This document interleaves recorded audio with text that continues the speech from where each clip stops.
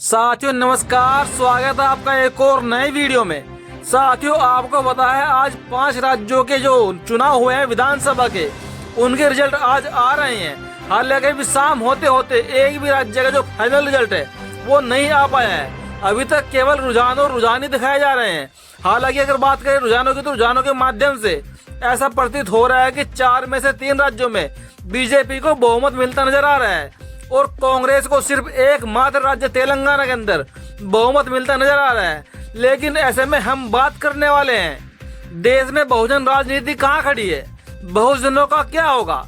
जो बहुजन दल नए नए समाज में पैदा हो रहे हैं उनको कितना वोट मिल रहा है, उनको लोग समर्थन कर रहे हैं या फिर हवा हवाई बातें हैं। क्योंकि दोस्तों जब से समाज में नए नए दल पैदा हो रहे हैं तब से बहुजन राजनीति का नाश होता जा रहा है। क्योंकि ज्यादा बहुजन दलों के होने के कारण इनका वोट फट जाता है और फिर इनको करारी हार का सामना करना पड़ता है।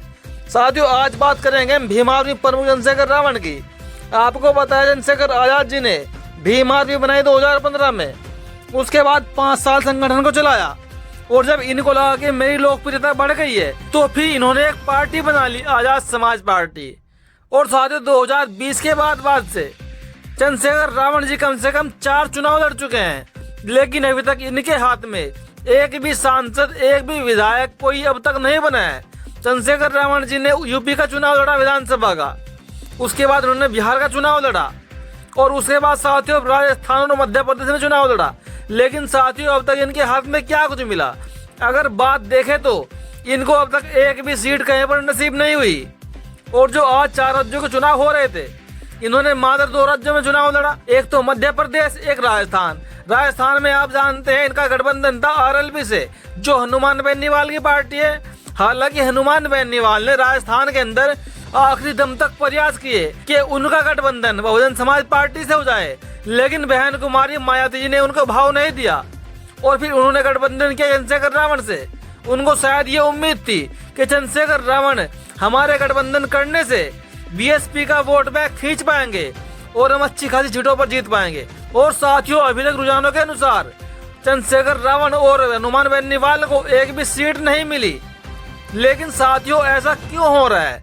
क्योंकि आप जानते हैं कि देश में बहुजन समाज के अनेकों दल पैदा हो गए हैं। पिछड़े समाज के अलग, आदिवासी समाज के अलग, एससी समाज के अलग अनेकों दल पैदा हो गए हैं। लेकिन ये लोग कभी भी गठबंधन करके चुनाव नहीं लड़ते और ये सबसे बड़ी भूल है इनकी भूल के कारण समाज पीछे जा रहा है। गठबंधन करने को कोई तैयार नहीं है।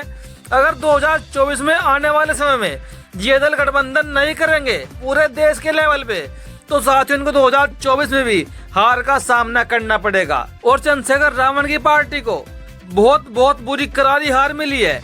इनकी जमानत जब्त हो गई है, एक भी सीट इनको नहीं मिली है। हालांकि चंद्रशेखर रावण बसपा सुप्रीमो बहन कुमारी मायावती जी के नक्शे कदम पर चल रहे हैं। क्योंकि जहां जहां बीएसपी चुनाव लड़ती है, जहां जहां एससी का वोट बैंक है, ये पता करते हैं बीएसपी के माध्यम से कि बीएसपी कहां मजबूत है और चंद्रशेखर रावण वहीं पर चुनाव लड़ने पहुंच जाते हैं पीछे। कुल मिलाकर ये कह सकते हैं आप कि चंद्रशेखर रावण बहन कुमारी मायावती जी के नक्शे कदम पर चुनाव लड़ रहे हैं। और बात करते हैं मान्यवर साहब काशीराम की, जबकि मान्यवर साहब काशीराम ने कहा था कि अगर आपको नीले झंडे तो बहुत दिखेंगे देश के अंदर, लेकिन आपको उस झंडे को ही फॉलो करने हैं जिसके ऊपर हाथी का चुनाव चिन्ह निशान छपा होगा। मान्यवर साहब काशीराम पहले ही पब्लिक को आगाह करके चले गए, लेकिन उसके बावजूद भी चंद्रशेखर रावण जी ने अपना दल बनाया, अपनी पार्टी बनाई। हालांकि सबको अधिकार है पार्टी बनाने का, सब लोग स्वतंत्र है देश में, कोई भी पार्टी बना सकता है, कोई भी चुनाव लड़ सकता है, इसमें हम किसी को रोक नहीं सकते। लेकिन जो बहुजन समाज के महापुरुष कह के चले गए हैं, बहुजन समाज के लोग उनको ही फॉलो नहीं कर रहे हैं, तो समाज का उद्धार कैसे होगा?